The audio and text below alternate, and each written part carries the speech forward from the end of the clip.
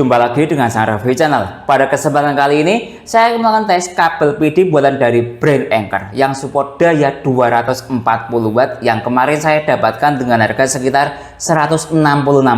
Tentunya bermain-main voucher ya untuk mendapatkan harga yang semurah itu. Bila berminat, link pembelian ada di deskripsi. Nah, ini salah satu kabel dari brand Anker kelas flagship yang harganya lumayan mahal. Nah, kali ini saya tes kabel ini untuk mencharging ke berbagai macam device seperti yang saya tulis di deskripsi. Seperti apa performa kabel ini? Simak videonya. Ini yang kita dapat dalam paket pembelian kabel Anker Upcycle 240 watt yang dikemas dengan kemasan kombinasi putih dan biru. Lanjut, di dalamnya ada kemasan seperti ini buat wadah kabel. Lalu ada juga ini user manual secara general, baik penggunaan kabel, power bank, adapter charger ataupun lainnya. Lalu kita akan dapat kertas, nah tulisan seperti ini. Lalu kita juga akan dapat kertas tulisan seperti ini. Lalu kita akan dapat kabel PD Anker Upcycle yang saya beli ini warna putih. Seperti ini fisiknya. Di dalam pembelian kabel ini kita akan dapat tali untuk merapikan kabel apabila tidak digunakan. Ini menggunakan bahan karet ya. Nah lihat, nah seperti ini lentur. Kemudian ini bodi kabelnya menggunakan nylon braided. Kalau pengen tahu seperti ini, dari jarak dekat nylon braidednya. Kemudian dari sisi kepala ujung port ke ujung ada tulisannya Anker. Nah lihat ini, semacam kayak ada cincinnya. Nah ya, ini menggunakan bahan semacam PVC sehingga enak buat lepas tancap. Nanti kita coba lepas tancapnya. Kemudian coba saya balik, ada tulisannya 240 watt. Nah lalu kita lihat dari sisi port warna, ini USB-C-nya menggunakan warna hitam. Ini semacam kayak ada tulisannya. Nah lihat warna hitam ini, ada tulisannya berupa kode lah, mungkin kode produksi atau kode pabrikan lah ya. Jadi seperti ini fisik dari kabel Anker Upcycle 240 watt. Dari sisi pulling quality, kita lihat dari sisi dekat nylon braidednya. Lihat pengerjaannya sangat rapi sekali. Tidak ada yang lepas ya, nylon braidednya bisa dilihat di sini.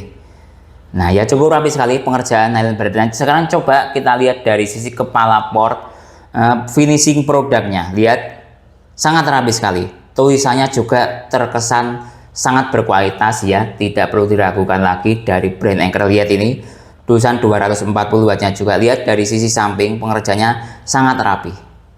Coba kita lihat dari sisi port juga sangat rapi sekali. Jadi dari sisi building quality tidak perlu diragukan lagi ya dari brand Anker. Dari sisi tingkat kelenturan saya ada 3 pembanding. Ini dari brand Samsung, kabel bawaan Galaxy A05. Nah, ini support 3 ampere Samsung. Kemudian ini dari Anker ya, Anker Upcycle 240 watt. Saya coba untuk bandingkan dengan Vivan 240 watt. Oke, dari sisi tingkat kelenturan coba kita bandingkan. Nah ini lihat, saya tata seperti ini. Nah lihat, saya sama-sama dari panjangnya segini ya, kita lihat. Nah dari sisi Anker Upcycle dia paling bengkok sendiri. Lihat ini tadi. Nah lihat, nah coba kita goyangkan.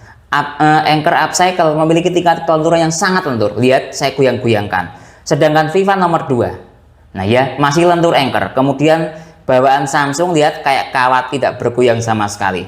Paling luas goyangannya Anker Upcycle yang nomor 2, Vivan 240 watt. Yang paling kaku kabel bawaan Samsung. Jadi memang benar kabel Anker ini yang Upcycle sangat lentur sekali. Dan menurut saya kabel yang lentur itu enak, aman buat charging ke ponsel ketika kita mencharging sambil menggunakannya. Ketika digoyang-goyang tidak merusak port. Tes USB-C e-marker pada kabel Anker 240 watt Upcycle ini. Lihat, ini saya menggunakan USB dollar veneer CFNP 58 masuk ke USB-C e-marker. Nah ini dia akan mendeteksi kabel yang akan dites USB-C e-markernya.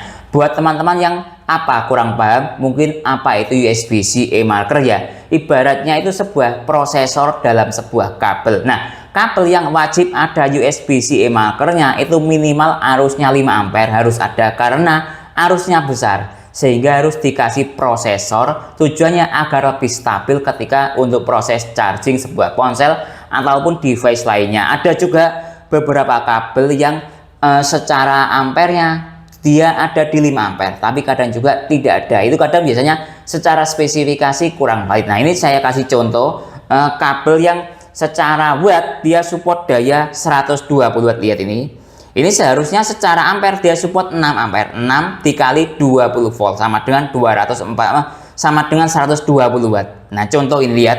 Ini saya tunjukin kabel yang tidak ada chip e-markernya. Nah, lihat. Ketika dihubungkan seperti ini, dia tidak terbaca. Ini contoh kabel yang tidak ada USB-C e-markernya. Kadang ini spesifikasinya tidak valid. Dia biasanya yang tidak ada USB-C e-markernya itu 3 ampere. 3 dikali 20 volt sama dengan 60 watt. Nah, kadang seperti itu.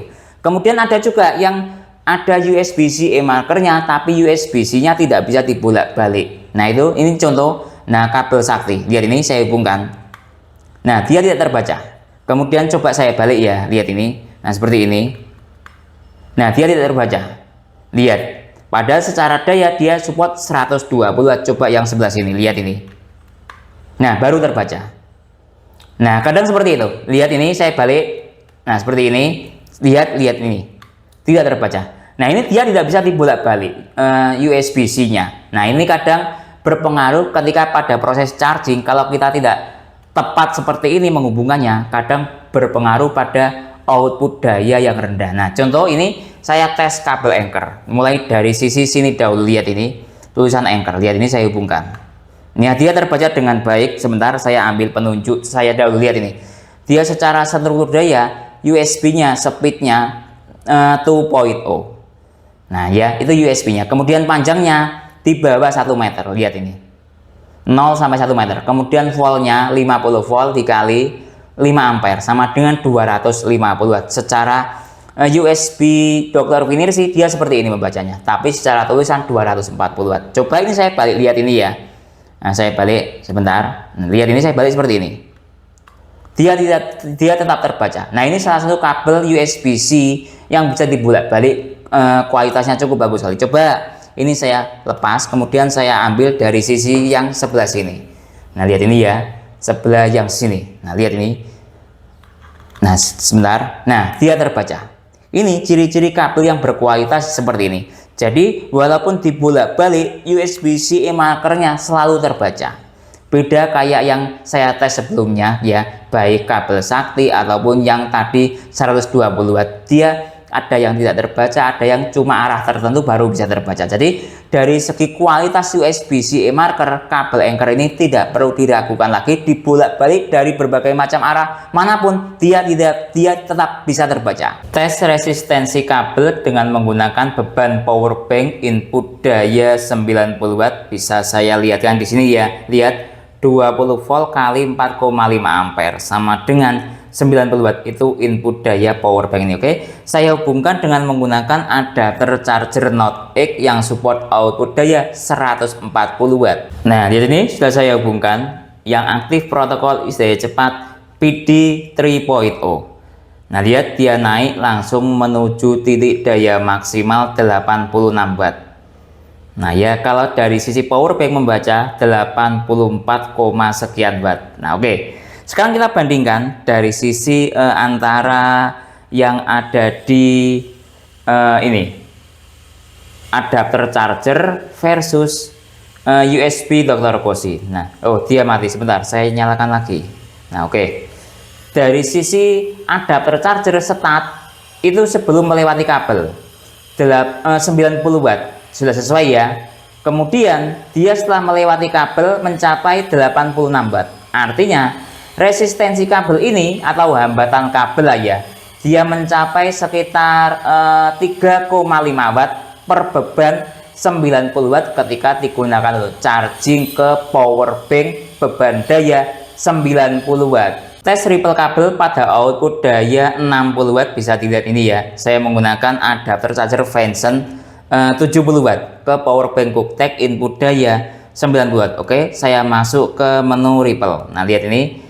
Ripple itu ibarat sebuah kamera seperti noise lah ya, atau kalau ini itu gelombang yang semakin banyak gelombangnya atau noise-nya, dia akan semakin buruk kinerja sebuah kabel itu. Lihat ini, dia mencapai pada output ripple sekitar 74 atau 75 ya. Coba ini saya pause. Nah, lihat saya pause secara acak menghasilkan nilai ripple dengan menggunakan anchor upcycle ini ya. Dia mencapai pada daya, maksudnya hasil ripple 75. Nah, ini ya hasil ripple-nya. Sekarang coba saya menggunakan kabel lain sebagai perbandingan yang sama-sama menggunakan daya 240 watt. Nah, ini coba saya bandingkan dengan menggunakan kabel Vivan yang juga support daya 240 watt, bisa dilihat di sini ya. Oke, sekarang kita lihat ini dayanya sama-sama jalan di 60 watt. Sekarang coba saya masuk ke menu ripple. Nah, lihat ini ripple-nya. Dia mencapai pada nilai ripple 77 maksimalnya, bisa dilihat ini ya. Nah, coba saya pause secara acak. Nah, lihat ini 77. Jadi nilai ripple-nya kurang lebih ya 11-12 lah ya dengan anchor upcycle. Cuman lebih rendah yang anchor upcycle tadi mencapai 75 ya nilai ripple dari anchor. Jadi lebih bagus anchor. Tes PD trigger atau cakupan daya dari kabel ini. Nah, secara USB CE marker tadi dia bisa mencapai sekitar 50 volt ya. 50 volt dikali 5 ampere sama dengan 250 watt. Itu voltase paling tinggi, berarti kabel ini mencapai hingga 50 volt. Nah, ini coba saya detailkan lagi lewat jalur PD trigger. Nah, tentunya juga dipengaruhi oleh adapter charger yang saya gunakan ini. Ini adapter chargernya 140 watt. Nah, lihat ini. Dia akan mengikuti 140 watt adapter chargernya. Nah, lihat kemampuan cakupan voltase dari kabel ini. Ya, intinya kabel dan adapter charger harus saling mendukung ya. Kalau salah satu tidak mendukung ya pasti akan beda lagi hasilnya. Lihat struktur voltase kabel ini support 5 volt, kemudian 9 volt, 12 volt, 15 volt, 20 volt. Lihat ini 28 volt. Paling tinggi tadi di USB CE marker sampai 50 volt. Jadi struktur voltase kabel anchor ini sangat lengkap sekali, mulai dari 5 volt hingga 50 volt, 28 volt, ada semuanya. Tes ke ponsel Samsung Galaxy M11 adaptive fast charging 15 watt karena secara adapter charger bawaan ini menggunakan USB-A, maka saya akan mengconvert dengan menggunakan USB A to C seperti ini dari brand unit converternya. Start dari baterai 18%. Coba saya nyalakan ponselnya. Fast charging tadi aktif ya. Coba saya perjelas dengan menggunakan, nah ini lihat fast chargingnya aktif. Oke, biarkan ponselnya standby. Sekarang kita cek dari sisi struktur daya yang ada di USB Dr. Cozy yang aktif FCP atau fast charging protocol dengan struktur daya 8,7 volt kali 1,5 ampere rel mencapai hingga 13, sekian watt. Tadi pertama kali colok maksimalnya mencapai hingga 14, sekian watt. Tes ke ponsel Xiaomi Redmi 9 quick charging 18 watt tetap dengan menggunakan converter dari brand unit. Start dari baterai 17%. Kita tunggu sebentar. Quick chargingnya aktif ya, bisa dilihat di sini. Oke, biarkan ponselnya standby. Sekarang kita cek dari sisi USB Dr. Cozy membaca yang aktif QC 3.0 dengan struktur daya 5,9 volt kali 2,3 ampere sama dengan 14, sekian watt. Status quick charging aktif. Tes ke ponsel Vivo Y21A fast charging Vivo 18 watt tetap dengan menggunakan converter dari brand unit. Saya hubungkan sekarang. Nah, lihat ini sudah saya hubungkan. Kita tunggu sebentar. Status fast chargingnya aktif. Start dari baterai 13%. Biarkan ponselnya standby. Kita lihat ini yang aktif QC 9 volt.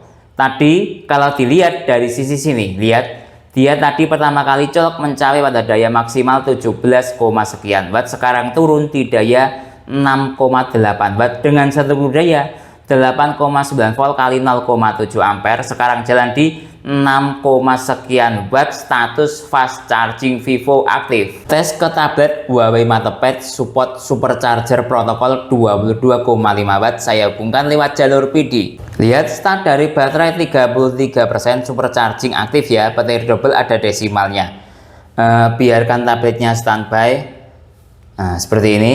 Kemudian kita cek dari sisi yang ada di USB Dr. Cozy. Lihat ini masih naik terus dayanya. Kita tunggu sebentar sampai pada titik daya maksimal. Nah, lihat ini dia sudah mencapai titik daya maksimal tadi 21,7 watt. Sekarang jalan di 21, sekian watt ya dengan struktur daya 8, sekian volt kali 2,4 ampere.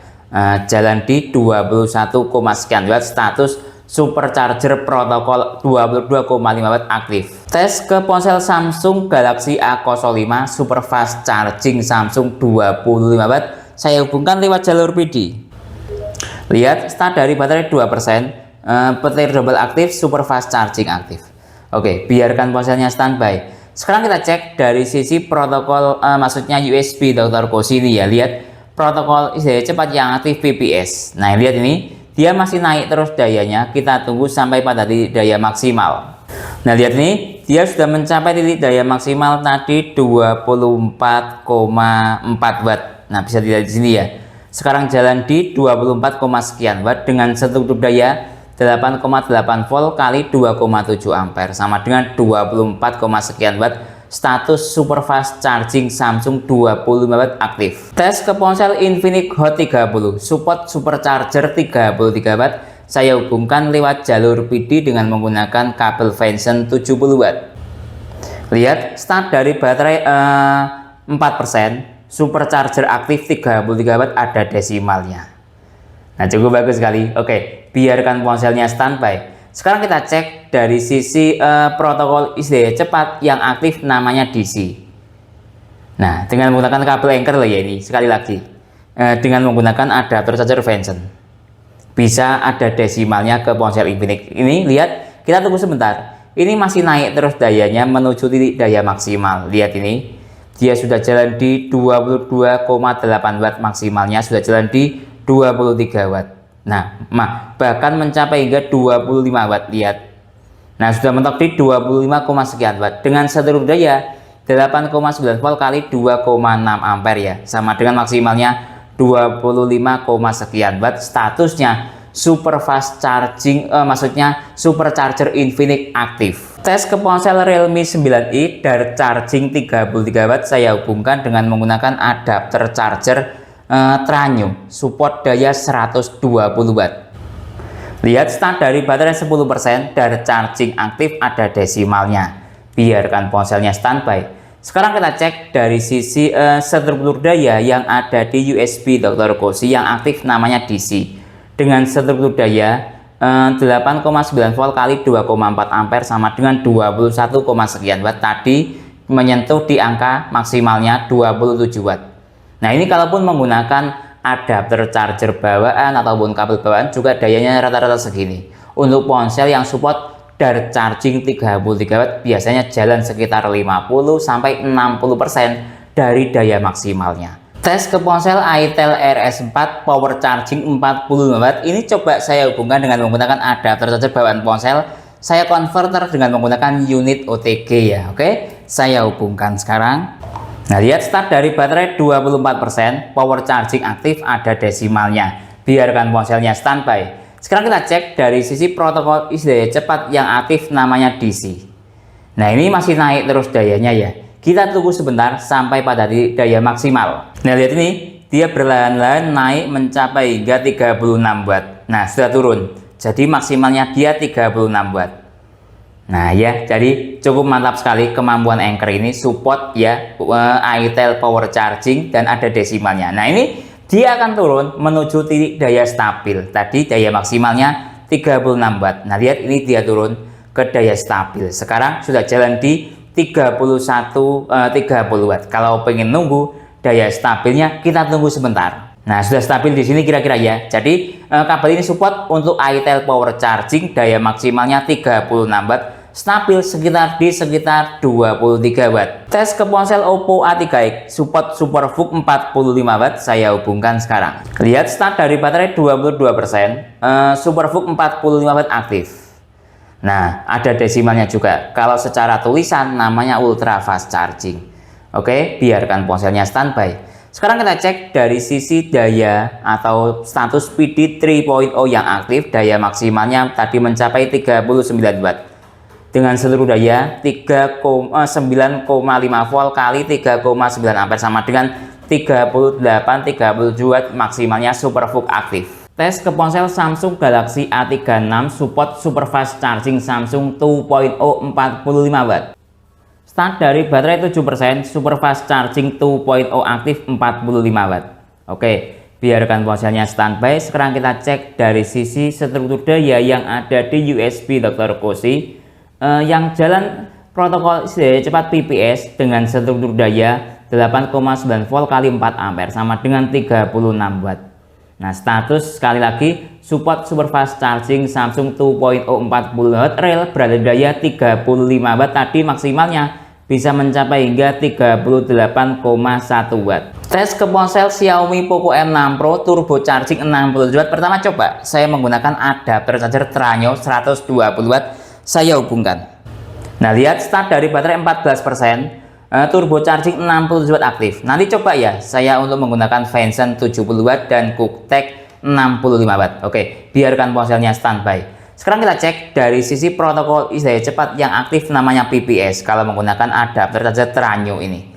Nah, lihat ini dayanya akan naik terus menuju titik daya maksimal. Mau menunggu silakan ditunggu. Nah, lihat ini dia sudah menyentuh pada daya 54 watt. Sudah turun dayanya, jadi dia maksimal di 54 watt. Untuk yang aktif Xiaomi turbo charging 67 watt dengan menggunakan adapter charger Tranyo. Nah, sekarang saya coba untuk diganti dengan menggunakan adapter charger misalnya dari Vention. Kalau Vention ini lebih ke adapter chargernya bisa digunakan untuk berbagai macam ponsel ya, lebih general. Nah, tapi dia tidak sakti gitu loh, masih sakti Tranyo. Coba lihat ini. Nah, saya nyala, start dari baterai 16%, indikator yang muncul quick charging, tidak turbo charging. Oke, biarkan ponselnya standby. Sekarang kita lihat yang aktif namanya PPS. Nah, ketika menggunakan adapter charger Vention ya. Nah, lihat ini masih naik terus dayanya. Walaupun secara notifikasi quick charging yang aktif, kalau quick charging itu kan 18 watt, ini dayanya naik hingga di 24 watt. Secara persamaan daya ini kategorinya menurut saya Xiaomi turbo charging karena dayanya di atas 18 watt, tapi yang aktif di sini namanya PPS.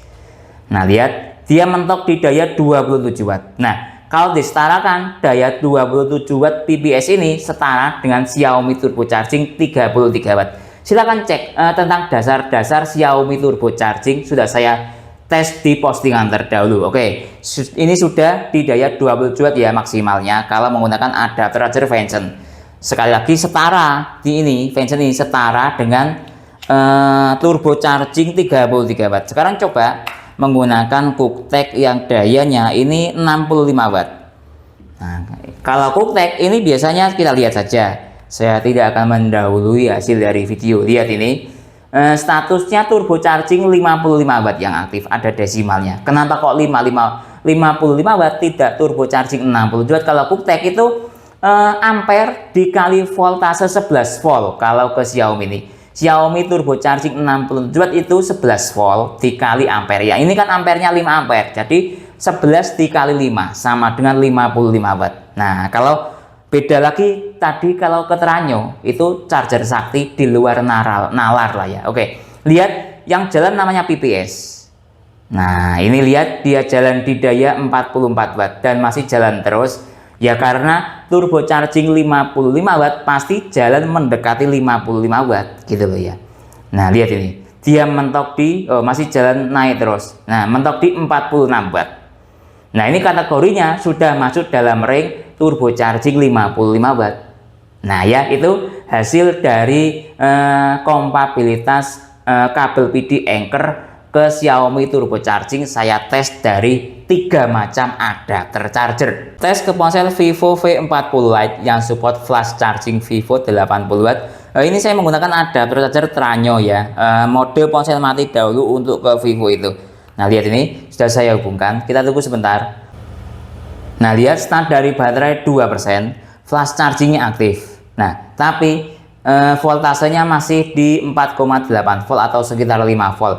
Tunggu sampai voltasenya naik di atas 5 volt. Ini statusnya pertama masih di DC yang aktif protokol daya cepatnya. Nah, lihat ini, dia sudah mulai naik pada voltase 8 volt. 3,8 ampernya. Lihat, dia mencapai pada daya maksimal tadi 32,7 watt. Nah ya, ini kalau disetarakan menurut saya sekitar di Vivo flash charging 44 watt, dia stabil segini.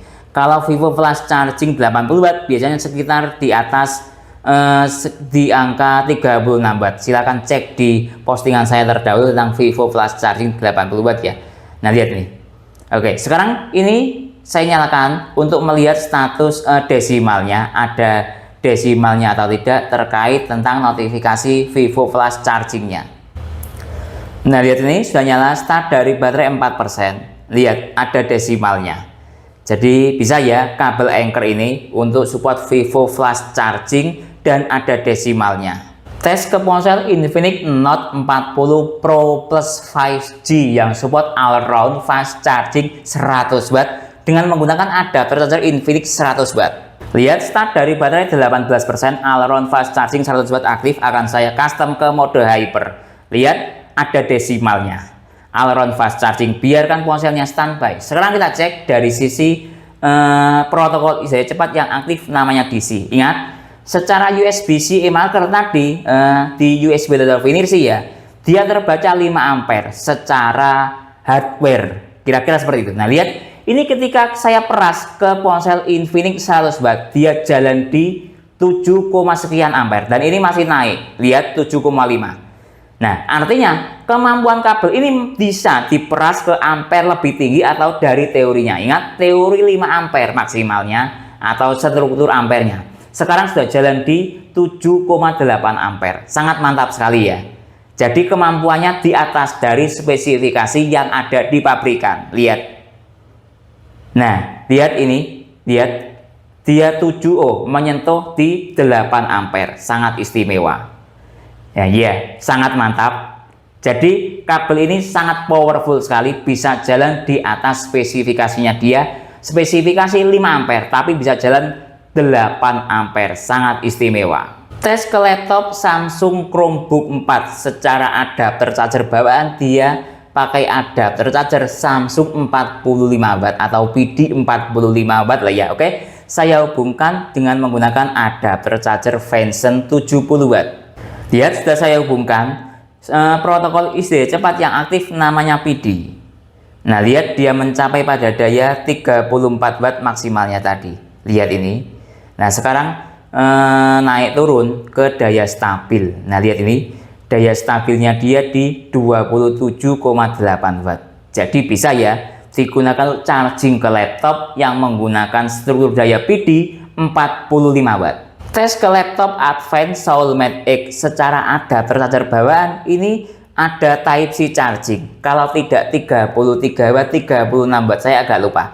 Struktur dayanya 3 ampere kali 11 volt atau 12 volt, saya agak lupa di sebelah sini. Nah, ini ada Type-C charging di sebelah sini. Nah, ini Type-C charging dia membutuhkan voltase 20 volt. Yang Type-C charging atau membutuhkan voltase lebih tinggi. Nah, ini saya coba untuk bagian Type-C charging yang 20 volt atau yang voltasenya lebih tinggi, saya hubungkan dengan menggunakan adapter charger Venson 70 watt. Nah, lihat sudah saya hubungkan lewat Type-C charging yang aktif PD 3.0.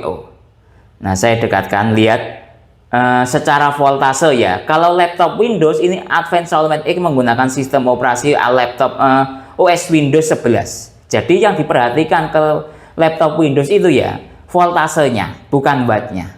Nah ya, lihat dia sudah jalan di 19,6 volt. Nah, ini kategorinya sudah jalan di 20 volt. Kemudian ampernya 0,7 ampere sama dengan totalnya 15,3 watt. Kenapa kok dayanya rendah? Karena saya gunakan charging mode laptop mati. Kalau laptopnya hidup biasanya jalan di atas ya, di atas daya ini. Karena membutuhkan daya besar. Intinya kabel ini support untuk voltase 20 volt atau charging ke laptop yang membutuhkan voltase 20 volt. Tes charging ke powerbank QuickTech yang secara input daya dia 90 watt, namanya ultra fast input, sedangkan outputnya 150 watt. Nah, ini coba saya gunakan adapter charger dari brand Note X ya ini. Lihat, Note X ini support output daya 140 watt. Jadi 90 dikasih adapter charger 140 sudah lebih. Oke, saya hubungkan sekarang, lihat ini. Nah, loading. Nah, lihat yang aktif protokol ISDA cepat PD 3.0. Lihat, ini dia jalan di 19, sekian volt. Nah, ini kategorinya sudah masuk dalam kategori 20 volt. Nah ya, kadang tidak harus 20 volt buat ya, ada seperti itu. Lihat ini kenyataannya. Nah ya oke, lihat dia mencapai pada daya 86,4 watt dengan struktur daya 19 volt kali 4,4 ampere. Kalau secara teori 20 volt dikali 4,5 ampere sama dengan 90 watt. Jadi kabel ini bisa ya digunakan untuk charging ke power bank yang membutuhkan input daya 90 watt. Nah, sebenarnya bisa juga untuk daya 100 watt ataupun 140 watt. Cuman saya adanya power bank yang input dayanya 90 watt dan sukses. Tes aktivitas transfer data ya. Ini saya menggunakan bantuan USB hub Orico plus ponsel Xiaomi Redmi 9. Saya tata dahulu. Nah, lihat ini mulai saya hubungkan ya flash disknya lewat kabel dari brand Anker. Nah, lihat dari sisi flash disk sudah nyala warna biru, dari sisi notifikasi ponsel juga SanDisk sudah terkonek. Oke, sekarang coba saya masuk ke file Explorer. Ini saya tekan, lihat ini. Nah, ini saya masuk ke file Explorer-nya Xiaomi Redmi 9. Ini coba saya copy ya. Coba mengcopy ukuran 1 GB. Nah, lihat saya copy, saya masukkan ke internal sini, coba saya masukkan ke sistem kameranya ini. Nah, lihat saya paste. Nah, lihat ini kecepatannya dia sekitar 30 MB sampai 29 MB per detik. Nah, ini sebuah kecepatan memang ya realnya segini dari sebuah USB-C versi 2.0. Lumayan ya, kabel Anker ini bisa digunakan untuk aktivitas transfer data. Tes speed charging akan saya coba untuk charging ke ponsel Samsung Galaxy A36 yang support super fast charging Samsung 40 watt. Ini saya hubungkan dengan menggunakan adapter charger Venson ganda seri 70 watt. Saya hubungkan sekarang. Lihat, start dari baterai 9%, super fast charging 2.0 aktif ya. Oke, ini saya buat mode ponsel mati karena yang saya kejarkan speed chargingnya. Nah, oke, selanjutnya ini timernya saya nyalakan. Nah, lihat ini start dari baterai 10%. Kita lihat dari sisi wattmeter yang ada di stop kontak mencapai 43 watt, start dari di bawah 1 menit.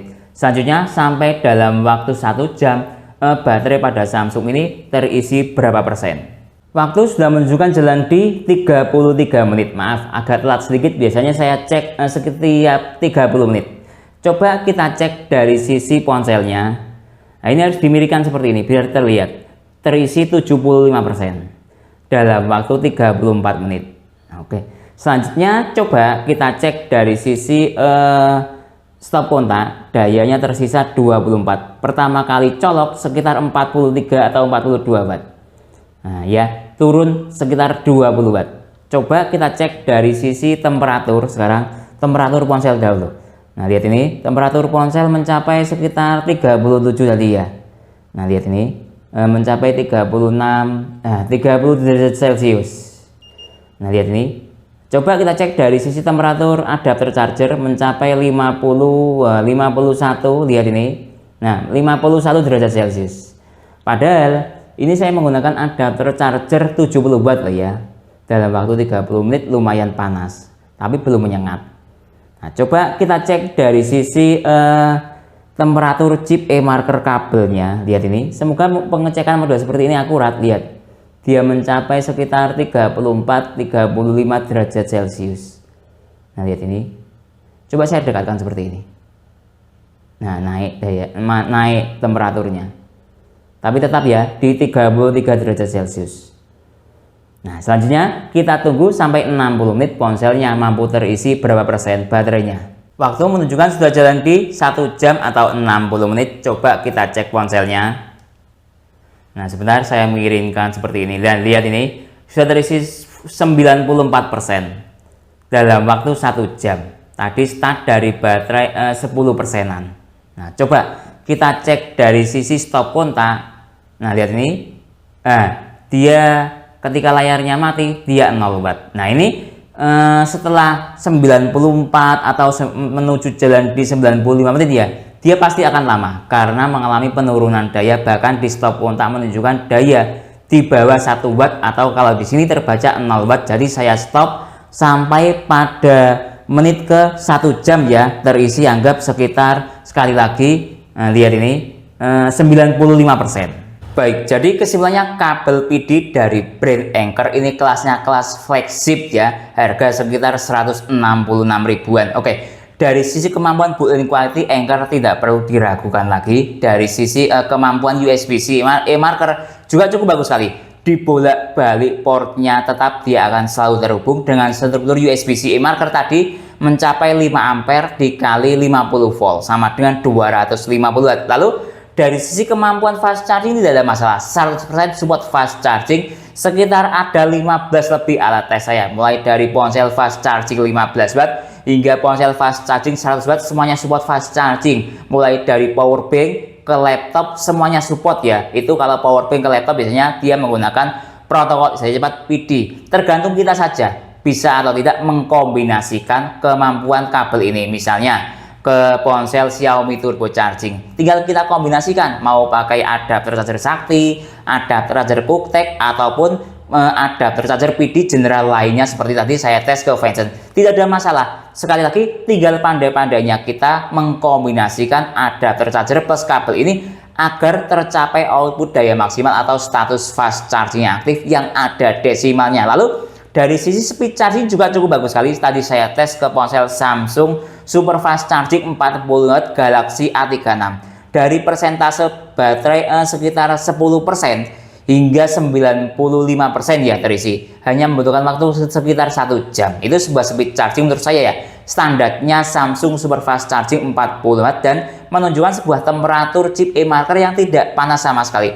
Cuma hangat normal. Lalu dari sisi kemampuan lainnya kabel ini juga cukup bagus sekali. Dari sisi spesifikasi dia support 5 ampere. Tadi saya tes ke ponsel Infinix Note 40 Pro Plus 5G, dia bisa jalan di atas spesifikasinya dia, yaitu rel mencapai hingga 8 ampere. Nah ingat ya, spesifikasi 5 ampere tapi mampu jalan di 8 ampere. Cukup bagus sekali performa kabel ini. Jadi secara keseluruhan performa kabel ini sempurna. Menurut saya 100% fast charging dan kemampuan built-in quality-nya tidak perlu diragukan lagi dari brand Anker. Minusnya cuma satu, harganya sedikit lumayan mahal, tapi ya sesuai lah ya antara harga, kualitas dan performa atau kemampuan fast charging. Mungkin itu yang bisa saya jelaskan dalam tes kabel Anker upcycle ini. Kalau teman-teman ada pertanyaan atau usulan lain yang sekiranya belum saya jelaskan dalam tes video ini, silahkan menulis di kolom komentar. Kalau teman-teman berminat untuk membeli kabel Anker upcycle ini ataupun alat tes lainnya, link pembelian ada di deskripsi. Saya Didin, undur diri dulu. Sampai jumpa pada video berikutnya. Terima kasih.